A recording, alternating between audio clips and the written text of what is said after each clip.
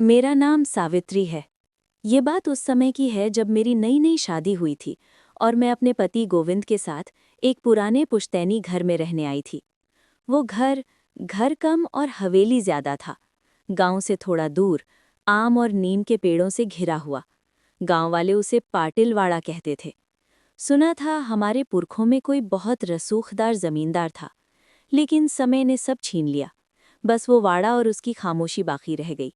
दिन में सब सामान्य लगता था, लेकिन जैसे ही सूरज ढलता, उस घर पर अजीब सा सन्नाटा उतर आता।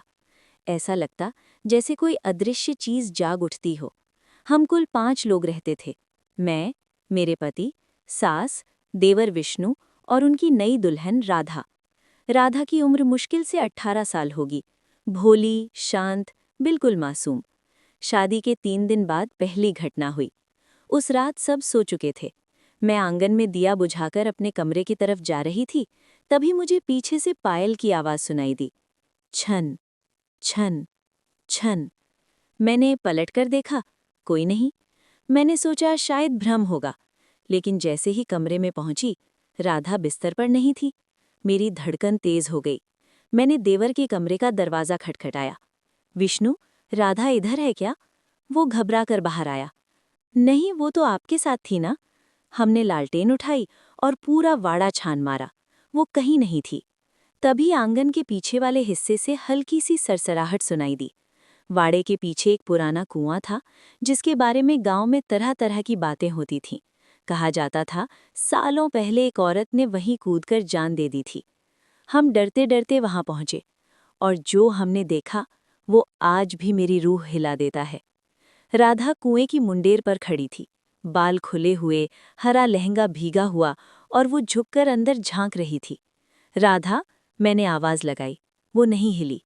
विष्णु ने उसका कंधा पकड़ा, और जैसे ही उसने पलटकर देखा, उसकी आंखें पूरी तरह सफेद थीं, सिर्फ सफेदी, कोई पुतली नहीं। वो गुर्राई, ऐसी आवाज जो इंसान की नहीं थी, और फिर वो धीरे धीरे खुद ही घर की तरफ चल दी। उस रात मैं नहीं सो पाई, लेकिन अगले दिन वो बिल्कुल सामान्य थी, जैसे कुछ हुआ ही नहीं। 3 दिन बाद घर में हम दोनों ही थे। सास और बाकी लोग रिश्तेदारी में गए हुए थे। दोपहर में एक अजनबी आया। उसने कहा, पुराने कुएं को छेड़ना मत। मैंने पूछा क्यों? वो बोला, उसमें जो है वो अब जाग चुका है, और चला गया। उस शाम राधा चुप थी, बहुत चुप। रात को अचानक मेरी आंख खुली। कमरे में बर्फ जैसी ठंड थी। राधा बिस्तर पर नहीं थी। मैं कांपते हुए बाहर निकली और देखा वो रसोई में थी। चूल्हा बुझा हुआ था, लेकिन वो जमीन पर बैठी थी। उसके सामने कच्चा आटा नहीं, बल्कि कच्चा मांस पड़ा था। वो उसे दांतों से नोच रही थी। खून उसके होठों से टपक रहा था, और वो बीच बीच में रुककर हवा को सूंघती, कैसे किसी को ढूंढ रही हो। अचानक उसका सिर 180 डिग्री घूमा, सीधे मेरी तरफ। मेरे हाथ से लालटेन गिर गई। वो उठी, धीरे धीरे मेरी तरफ बढ़ने लगी। उसकी चाल इंसानी नहीं थी। मैं भागकर कमरे में बंद हो गई। वो दरवाजे पर आकर रुक गई और बाहर से खरोंचने लगी। खर, खर, खर, पूरी रात। सुबह दरवाजा खुला तो वो अपने बिस्तर पर सो रही थी, लेकिन उसका शरीर बुखार में तप रहा था। हमने गांव के ओझा को बुलाया। ओझा ने घर में कदम रखते ही कहा, इस घर की चौखट के नीचे कुछ दबा है। खुदाई हुई और वहां से एक पुरानी चूड़ियों का गुच्छा और खून से सना कपड़ा निकला।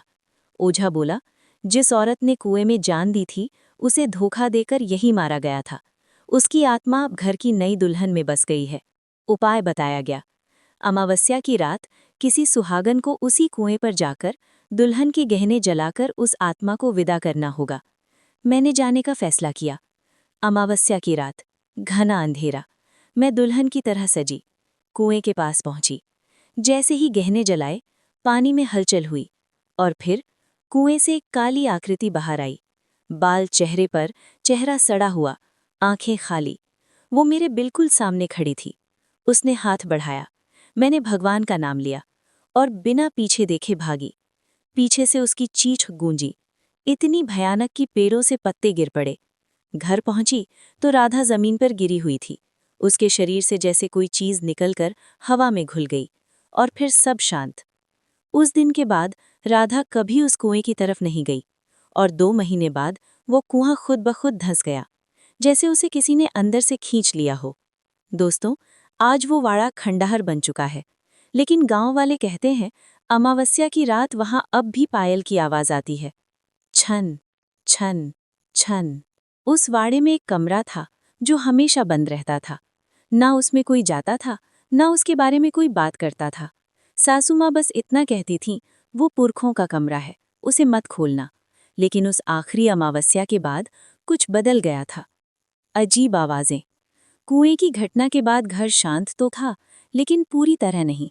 हर तीसरी रात उस बंद कमरे से धीमी धीमी थाप की आवाज आती। ठक ठक ठक, जैसे अंदर कोई लकड़ी पर उंगलियां मार रहा हो। पहले हमने सोचा चूहे होंगे, लेकिन आवाज हमेशा आधी रात को ही आती, और जैसे ही हम पास जाते सब शांत। एक रात, उस रात घर में सिर्फ मैं और मेरे पति थे। देवर और राधा मायके गए हुए थे। 12 बजे के करीब फिर वही आवाज। इस बार थाप के साथ फुसफुसाहट भी थी, धीमी लेकिन साफ। दरवाजा खोलो, मेरे पति ने गुस्से में कहा। आज देखता हूं अंदर क्या है। मैंने बहुत रोका, लेकिन वो नहीं माने। हमने लालटेन उठाई और पहली बार उस बंद कमरे की कुंडी खोली। दरवाजा जैसे ही खुला, एक सड़ी हुई बदबू का झोंका बाहर आया। कमरा पूरी तरह धूल से भरा था। बीच में एक पुरानी लकड़ी की संदूक रखी थी। दीवारों पर पुराने जमाने की तस्वीरें टंगी थीं, और एक तस्वीर पर हमारी नजर अटक गई। वो चंद्रा की थी, वही औरत। लेकिन तस्वीर में वो दुल्हन बनी थी, और उसके पास एक आदमी खड़ा था। वो आदमी मेरे ससुर के पिता थे। तभी पीछे से आवाज आई। दरवाजा खुद ब खुद बंद हो गया। कमरे में ठंड फैल गई, और संदूक का ढक्कन धीरे धीरे खुला। अंदर एक कंकाल था, दुल्हन के कपड़ों में। मेरी सांस रुक गई।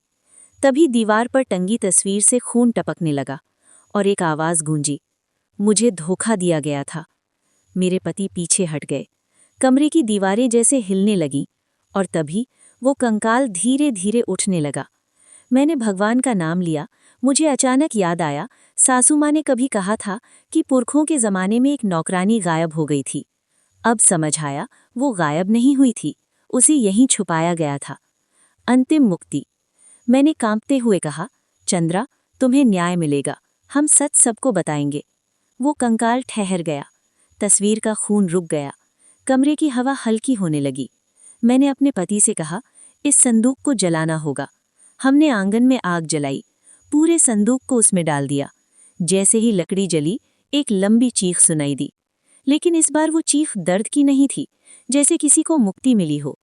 आग बुझने के बाद सिर्फ राख बची थी, और फिर उस वाड़े में कभी कोई आवाज नहीं आई। लेकिन 2 साल बाद जब हम वाड़ा छोड़ रहे थे, मैंने आखिरी बार पीछे मुड़कर देखा। ऊपर की खिड़की में एक दुल्हन खड़ी थी, सफेद साड़ी में, और इस बार उसके चेहरे पर मुस्कान थी। दोस्तों, ये थी उस वाड़े की पूरी कहानी। लेकिन आज भी अगर आप उस पुराने रास्ते से गुजरें तो हवा में हल्की सी गंध आती है, और कभी-कभी रात के सन्नाटे में एक धीमी सी आवाज। धन्यवाद।